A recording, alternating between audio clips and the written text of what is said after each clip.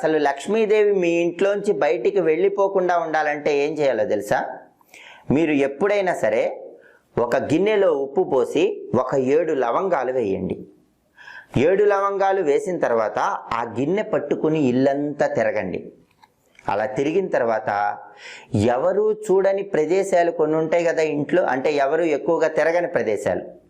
అలా ఎవరు ఎక్కువగా తిరగని ప్రదేశంలో ఈ గిన్నె ఉంచండి. ఆ గిన్నెకి పాజిటివ్ వైబ్రేషన్ లాగే శక్తి ఉంటుందండి.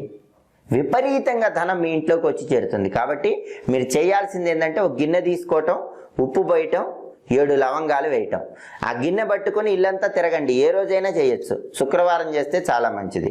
ఇల్లంతా తిరిగిన తర్వాత ఇంట్లో ఎక్కువ మంది తిరగని ప్రదేశం ఉంటుంది కదా, అక్కడ ఈ గిన్నె ఉంచండి. ఆ గిన్నె ప్రతిరోజు కూడా ధనాన్ని ఆకర్షిస్తూ ఉంటుంది.